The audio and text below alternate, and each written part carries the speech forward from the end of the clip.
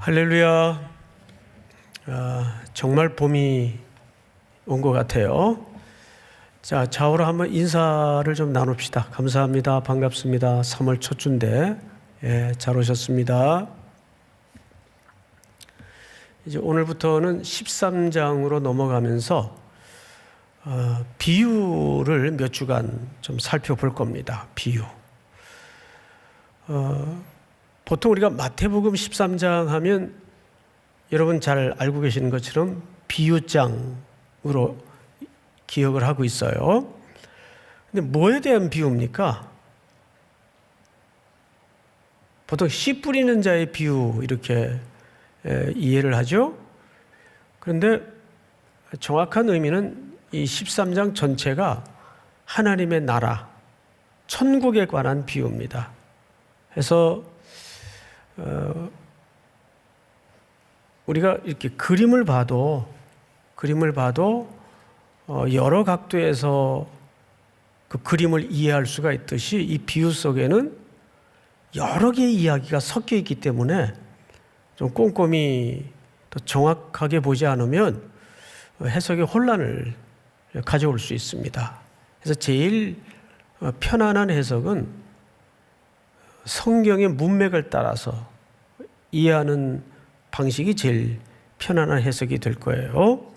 자, 우선 13장 1절을 보십시다. 그날에 예수께서 이렇게 돼 있어요. 그날. 이 그날이라는 말은 그냥 어느 날 이런 의미보다는 원문이 갖는 정확한 이해는 특정한 바로 그날 이런 의미가 됩니다. 특정한 바로 그날. 그러면 이제부터 설명되는 이야기는 앞에 어떤 문맥과 연결고리를 가질 수밖에 없다는 얘기가 돼요. 그날, 어떤 날. 그래서 12장으로 넘어가서 마지막 문단을 좀 볼까요? 46절. 예수께서 무리에게 말씀하실 때에 그의 어머니와 동생들이 예수께 말하려고 밖에 섰더니 한 사람이 예수께 여짜오되 보소서 당신의 어머니와 동생들이 당신께 말하려고 밖에 서 있나이다. 여러분, 바로 이 대목이 오늘 이야기와 상당한 해석의 키를 가지고 있어요. 이 이야기는 아마도 지난주 잠깐 우리가 살펴보았던 내용이죠. 예수님이 한 집에 들어가셔서 말씀을 막 가르치고 있는데 한 사람이 예수님에게 넌지시 이렇게 얘기를 하는 거예요. 선생님, 저 말씀 중에 죄송한데 저 밖에 지금 예수님 어머니하고 동생들이 와 있습니다. 근데 예수님 반응이 뜻밖이에요. 누가 내 모친이고 누가 내 형제냐? 하면서 이런 대답을 꺼내놓으셨어요. 49절 제가 읽습니다. 손을 내밀어 누굴 가리켰죠? 제자들. 머릿속에 찍어놓으세요. 사진으로. 제자들을 가르치시면서 이렇게 말씀하셨어요. 이르시되 나의 어머니와 나의 동생들을 보라. 다 같이 시작. 누구든지 하늘에 계신 내 아버지의 뜻대로 하는 자가 내 형제요 자매요 어머니이라 하시더라. 예. 제자들을 가르치면서 보라. 이들이 내 형제고 내 동생들이 될 것이다. 그러니까 이 말은 예수님의 가족들은 구원 못 받는다는 그 얘기가 아니라 그랬어요. 혈연 중심으로 구원이 이루어지지 않는다. 구원이라는 것은 내 말을 일단 듣고 그 뜻대로 행하는 자, 여기에 강조점을 두었단 말이에요. 그날에. 이해가 됩니까, 여러분? 그날에 이제 오늘 본문으로 들어가십시다. 그날에 예수께서 집에서 나가사, 그 집에서 나오셨죠? 바닷가에 앉으심에 큰 무리가 바닷가에 앉아 계시는데 큰 무리가 몰려들었어요.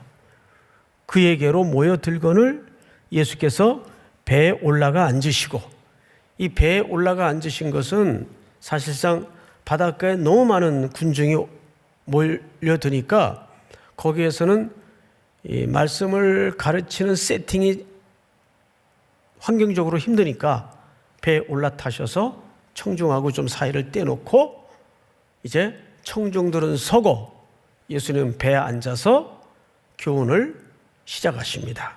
그러면서 3절, 예수께서 비유로 여러 가지를 그들에게 말씀하여 이르시되, 그 여러 가지 비유 중에 오늘 첫 번째 비유예요.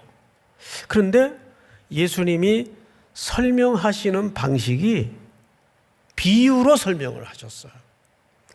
여기 비유라는 말은 제가 설교 시간에 가끔 설명을 드렸었는데 또 오늘 처음 듣는 분들을 위해서 한 번 더 설명을 좀 드리겠습니다. 이 비유라는 말은 한번 같이 우리 온라인으로 예배 드리는 분들도 저 다른 룸에서 또 체육관에서 예배 드리는 분들도 같이 한번 따라서 하십시다.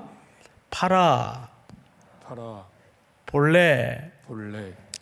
두 단어가 합해진 합성어예요. 그러니까 파라볼래, 옆에, 던지다 또는 두다, 그 뜻입니다.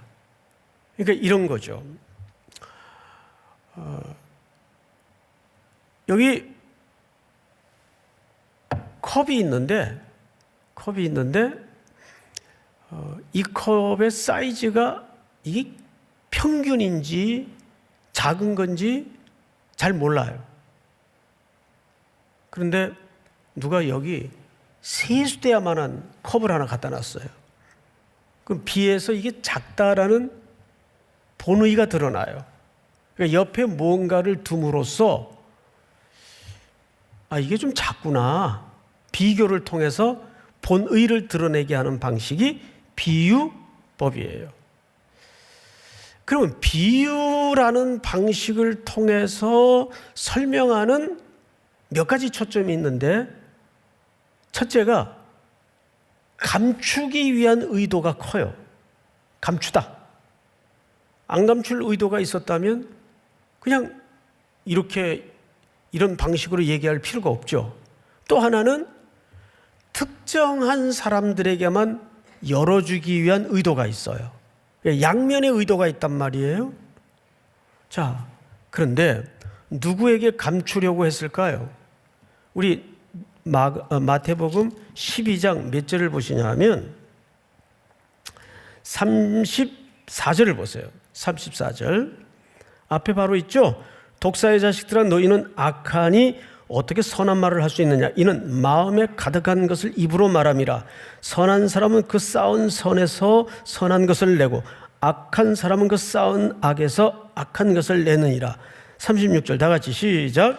내가 너희에게 이르노니 사람이 무슨 무익한 말을 하든지 심판날에 이에 대하여 신문을 받으리니, 네 말로 의롭다함을 받고 네 말로 정죄함을 받으리라. 여기 악한 자는 누굽니까? 그 당시 종교 지도자들로 구성된 하나님의 아들 예수 그리스도를 배척하고 공격하던 악한 무리들을 얘기하는 겁니다. 그리고 이 비유는 첫 번째 커다란 무리, 청중들에게 얘기했어요. 그리고 이제 비유를 설명하십니다. 4절, 3절부터 읽겠습니다. 예수께서 비유로 여러 가지를 그들에게 말씀하여 이르시되, 씨 뿌리는 자가 뿌리러 나가서, 여기 씨 뿌리는 자는 어쨌든 농부를 얘기하겠죠. 그런데 여러분, 요한복음 15장에 보면 누구는 농부라, 누구는 농부라? 아버지는 농부라, 아버지는 농부이시라. 기억나시죠? 자, 그 다음 또 볼까요? 뿌릴새 더러는 길가에 떨어지고, 또 그건 새들이 와서 먹어버렸고, 더러는 흙이 얇은 돌밭에 떨어지매 흙이 깊지 못해서 또 싹이 나오지만 해가 돋은 후에 타서 뿌리가 없으므로 말랐고, 더러는 가시떨기 위에 떨어지매 가시가 자라서 기운을 막았고, 더러는 좋은 땅에 떨어지며 어떤 것은 100배, 어떤 것은 60배, 어떤 것은 30배의 결실을 하였느니라. 구절을 한번 중요하니까 같이 읽습니다. 시작. 귀 있는 자는 들으라 하시니라. 자, 여러분, 이 비유를 누구에게 하셨어요? 큰 무리에게 했어요. 큰 무리. 큰 무리 속에는 다 섞여 있겠죠? 그런데 이 비유를 하고 나서 10절을 보니까 제자들이 예수께 나와 이르되 어찌하여 그들에게 비유로 말씀하시나이까? 근데 이 말을 누가 했어요? 제자들이 이상했어요. 선생님 왜 그걸 비유식으로 말씀을 하십니까? 그러자 예수님이 11절 대답하여 이르시되 천국의 비밀을 아는 것이 너희에게는 어떻게 했으나 허락되었으나 그들에게는 아니 되었나니. 아까도 비유가 갖는 두 가지 기능이 있다고 말씀을 드렸죠. 하나는 감추기 위한 것이고 하나는 택한 자들에게 열어지는 복이 무언가를 설명하기 위해서. 자, 그런데 지금 이 얘기를 누구에게 설명해 주고 있어요? 예수님이 제자들에게. 그러면 여기에 등장하는 제자들은 향후 장차 오고 오는 역사 속에서 뭐의 기초단입니까? 교회의 기초단이에요. 그리스도를 머리로 하신 교회의 기초단위가 제자들입니다. 계속 좀 읽어보십시다. 2절 무릇 있는 자는 받아 넉넉하게 되되 없는 자는 그 있는 것도 빼앗기리라. 그러므로 결론이죠. 내가 그들에게 비유를 말하는 것은 그들이 보아도 보지 못하며 들어도 듣지 못하며 깨닫지 못함이니라. 이사야의 예언이 그들에게 이루어졌으니 일렀으되 하고 이사야의 글을 인용합니다. 너희는 듣기는 들어도 깨닫지 못할 것이요 보기는 보아도 알지 못하리라.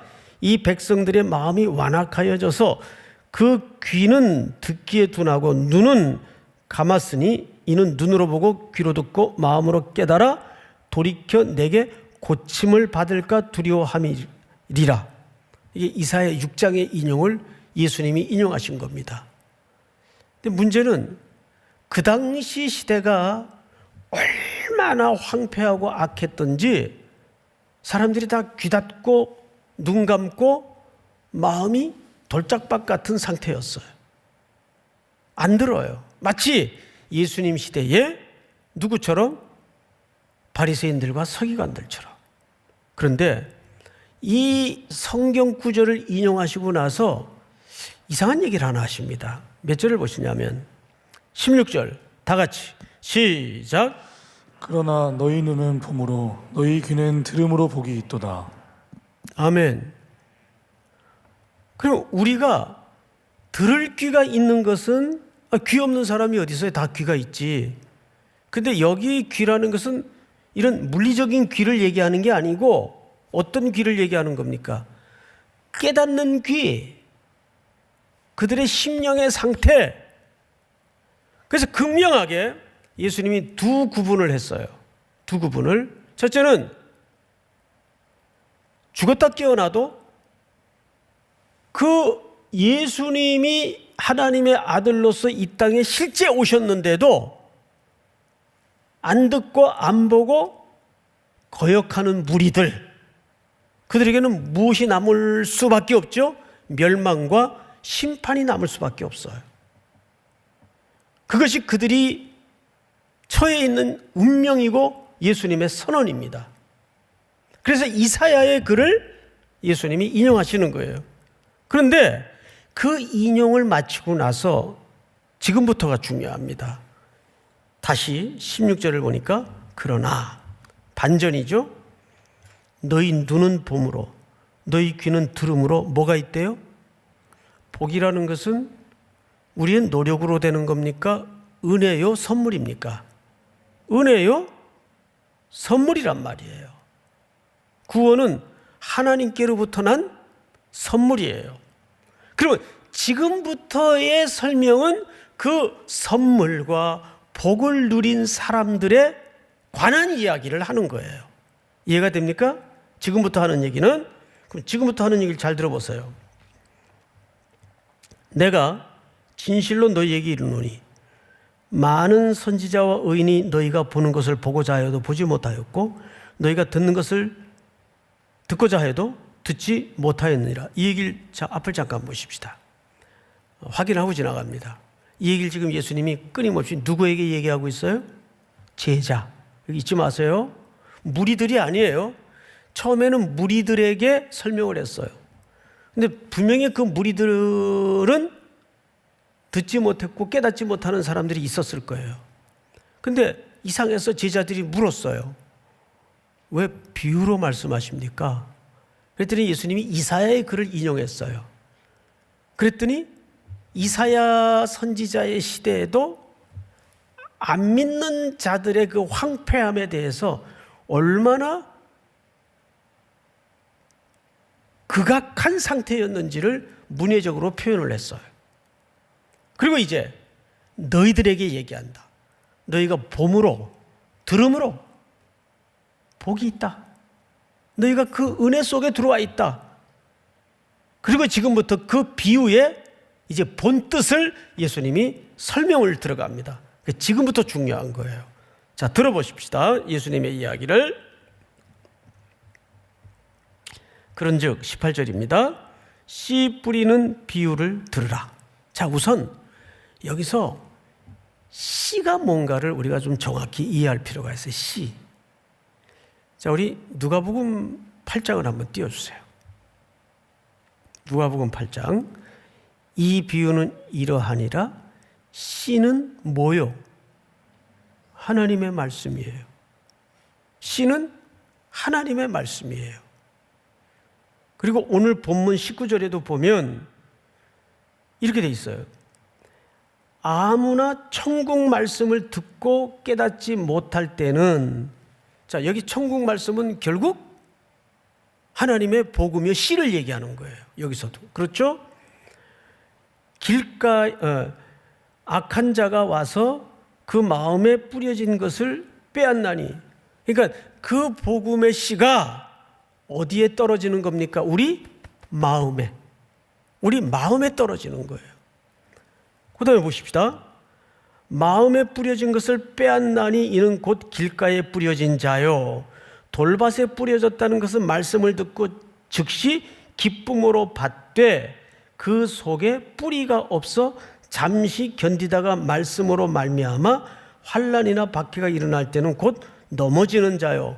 그러니까 앞에 비유는 팩트만 설명했지만 지금 비유는 그 팩트에 대한 뭡니까? 본문에 대한 주석과 해석을 누가 하시는 거예요? 예수님이 쫙 설명을 해 주시는 거예요. 아, 길가에 떨어졌다는 것은 복음이 뿌려졌지만 자라지 못하는 상태를 얘기하는구나. 또 세 번째 경우를 볼까요? 22절. 가시떨기에 뿌려졌다는 것은 말씀을 들으나 세상의 염려와 재물의 유혹에 말씀이 막혀 결실하지 못하는 자요. 이렇게 돼 있어요. 네, 마지막으로 23절 다 같이 시작. 좋은 땅에 뿌려졌다는 것은 말씀을 듣고 깨닫는 자니 결실하여 어떤 것은 100배, 어떤 것은 60배, 어떤 것은 30배가 되느니라 하시더라. 네. 자, 이제 설명은 다 끝났어요. 그럼 우리가 이 말씀을 들을 때, 이해할 때 이렇게 이해하기가 쉬워요. 아, 그러니까 이 가운데에도 이 돌짝밭 같은 사람이 있고 길가 같은 심령이 있고 또 가시덤불 같은 심령이 있는 거구나. 그래서 사람을 네 등분으로 나누는 작업을 하면 이해하기는 딱 좋아요. 근데 과연 그럴까? 우리 골로새서 1장, 로마서를 먼저 보십시다. 로마서 16장 한번 보십시다. 나의 복음과 예수 그리스도를 전파함은 영원전부터 감추어졌다가 이제는 나타내신 바 되었으니 영원하신 하나님의 명을 따라 선지자들의 글로 말미암아 모든 민족이 믿어 순종하게 하시려고 알게 하신 바 그 신비의 계시를 따라 된 것이니 이 복음으로 너희를 능히 뭐하게 하실. 잘 보세요. 이 복음으로 능히 뭐하게 하실? 경고하게 하실. 이 얘기를 지금 사도 바울이 로마서를 통해서 누구에게 하고 있어요? 교회와 성도들에게 하고 있단 말이에요. 한 군데 더 볼까요? 골로새서 이 비밀은 만세와 만대로부터 감추어졌던 것인데, 비유도 감추어진 거죠. 부분적으로는 이제는 그의 성도들에게 나타났고, 우리들에게는 이 비밀이 열렸어요. 뭘로? 노력으로 깨달음으로가 아닌 은혜와 선물로 나타났고, 하나님이 그들로 하여금 이 비밀의 영광이 이방인 가운데 얼마나 풍성한지를 알게 하려 하심이라. 아주 중요합니다. 우리는 이미 이 비밀을 은혜로 깨달은 자예요. 그럼 이방인들이 이 비밀을 공유할 수 있으려면 깨달은 자가 어떻게 해야 공유가 될까요? 가서 전해야 돼요. 그렇죠? 가서 뿌려야 돼요. 이것이 뭡니까? 선교입니다. 이방인 가운데 얼마나 풍성한지를 알게 하려 하심이라. 이 비밀은 너희 안에 계신 그리스도니 곧 영광의 소망임이라. 결국 뭡니까? 천국의 주제는 그리스도예요. 그리고 그 말씀이 하나님의 백성들에게 뿌려졌을 때 어떤 결과가 나타나냐 하면 돌짝밭 같은 마음, 가시덤불 같은 마음, 이렇게 인간이 네 등분으로 나뉘어진다, 그 얘기가 아니에요. 사실은 그림 하나를 좀 볼까요?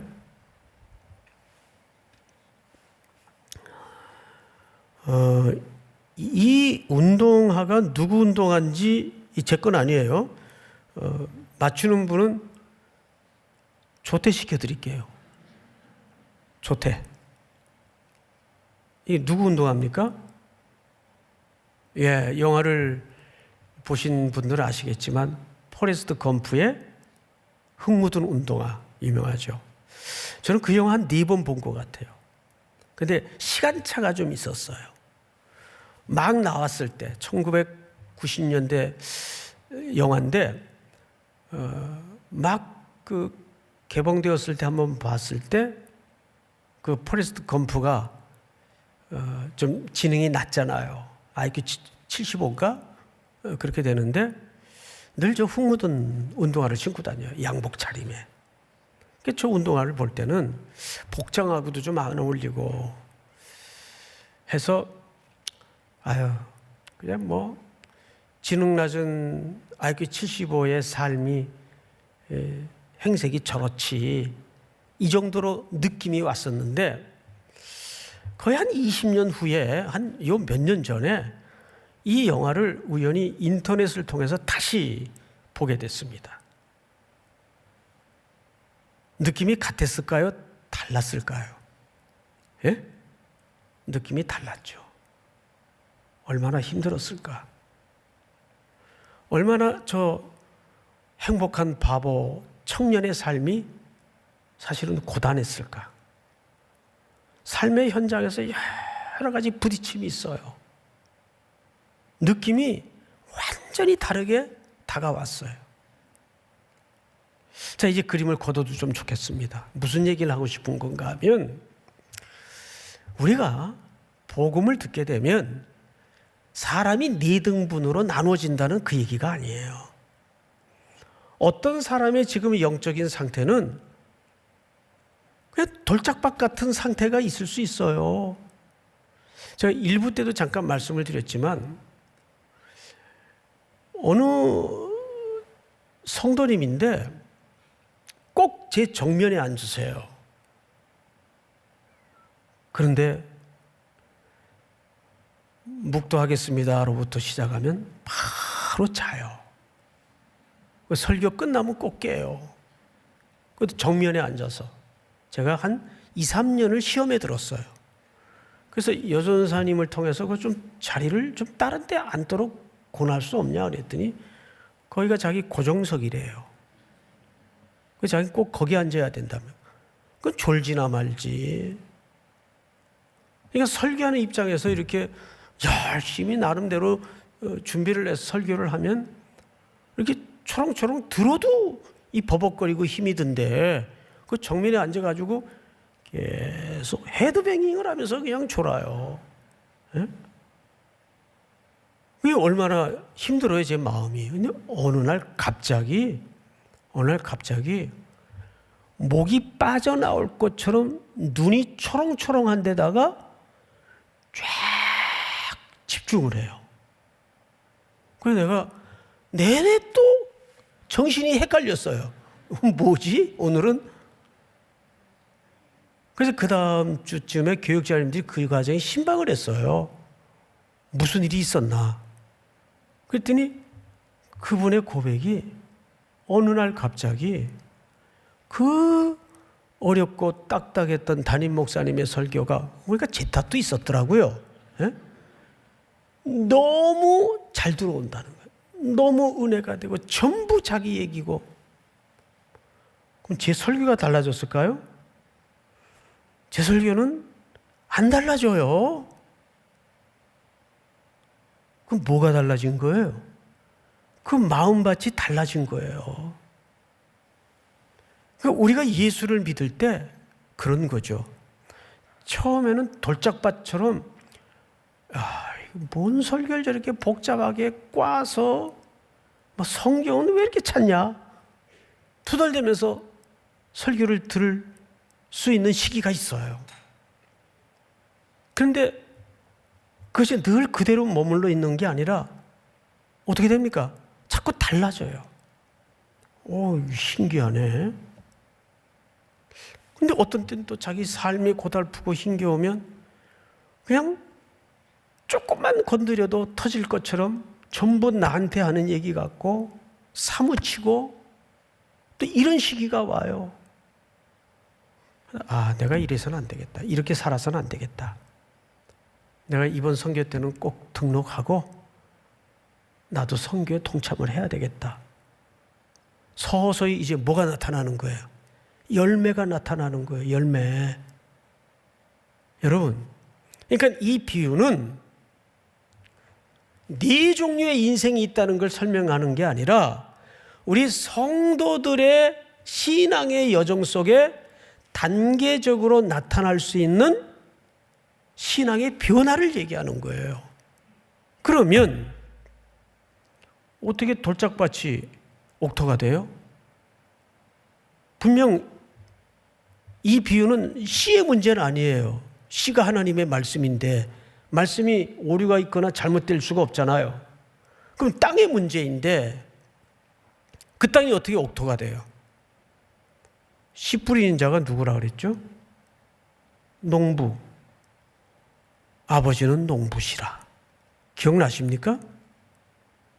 농부가 그 가능성 없는 인생들에 뿌려진 복음을 통해서 계속 경작을 하시는 거예요. 갈아엎는 거예요. 이건 누구의 열심이에요? 농부의 열심이에요. 하늘 아버지의 열심이에요. 믿습니까? 예수님도 요한복음에 뭐라고 말씀하셨어요? 태초에 말씀이 계시니라. 이 말씀은 하나님과 함께 계셨으니 말씀이 육신이 되어 우리 가운데 거하시며 우리가 그의 영광을 보니. 예수님도 이 땅에 미랄로 오셨어요. 맞죠, 여러분? 그 미랄이 떨어져 죽어서 오늘날 많은 결실을 내고 있지 않습니까? 여러분, 예수님의 이런 지금 이 이야기를 제자들에게 하고 있단 말이에요. 제자들이 어떤 과정을 겪었나요? 마리아가 예수님 부활했다는데도 믿었어요? 안 믿었어요? 안 믿었어요. 게다가 한 명은 또 배반해가지고 바닷가로 떠나버렸고 이런 곡절을 겪어요. 곡절을. 뭐 대사도 바울이라고 실수가 없었나요? 인생에서? 하나님의 열심이 우리의 돌짝밭 같은 마음을 갈아엎어서 조금씩 우리의 마음을 부드럽게 만들어서 어느 날 주님, 내가 이제 주님 없이는 안 된다는 존재임을 깨달았습니다. 나 좀 붙들어 주세요. 옥터가 되는 겁니다. 그 옥터를 우리가 만드는 게 아니에요. 땅이 어떻게 땅을 갈아엎습니까? 농부가 하시는 일이에요. 여러분, 만약에 이 비유가 네 종류의 인생을 구분하는 비유라면 저서부터 여기 희망 없는 존재들 전부예요. 저서부터 희망이 없어요. 근데 하나 믿는 것은 나라는 땅의 농부는 하늘 아버지가 되십니다. 내가 곁길로 갈 때마다 돌짝밭으로 가시덤불이 잔뜩 엉켜 있을 때마다 그거를 해치고 들어오셔서 걷어내시고 땅을 또 갈아엎으시고 해서 우리를 부드럽게 말랑말랑하게 만드셔서 어떻게 하시는 거죠? 100배, 60배, 30배의 결실을 맺게 하는 겁니다. 그러니 사랑하는 성도들이요, 청년들이요, 지금 자기의 주제, 자기의 모습을 보고 실패다, 성공이다 함부로 규정하거나 재단해서 안 돼요. 하나님을 믿으세요. 믿습니까? 그분이 우리를 그렇게 결국은 결식해 만들 것이고 갈아엎을 겁니다. 내 아버지의 말씀을 듣고 내 뜻대로 행하는 자라야 내 가족이고 내 형제다. 이 얘기를 그래서 하는 겁니다. 특별히 제자들에게, 우리가 그 교회 공동체 안에 들어와 있는 들을 귀를 가지고 있는 복된 자들 아니겠어요? 다시 한번, 시름의 차 이곳에 오셨습니까? 좌절에 담가져 오셨습니까? 아무 걱정하지 마세요. 오늘 이 자리부터 인생의 주도권을 그분께 다시 내어놓고, 주님, 저를 좀 만져주세요. 어떻게 해주세요? 그러면 농부께서 농부의 우리를 사랑하시는 아들 독생자를 이 땅에 내어놓으신 그 사랑으로, 할렐루야, 분명히 여러분들의 인생 끝에 결실의 아름다운 계절을 만나게 하실 줄을 믿습니다. 다 일어나십시다. 이 땅에 오신 이유,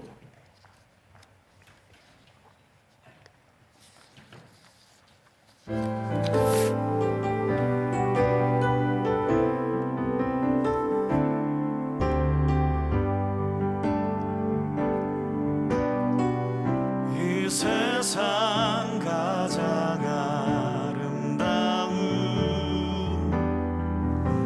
순종의 눈물, 온 세상 다시 빛나게 한 생명의 눈물, 그가 이 땅에 오신 이유, 죽어야 살게 됐고 져야만 승리하는 놀랍고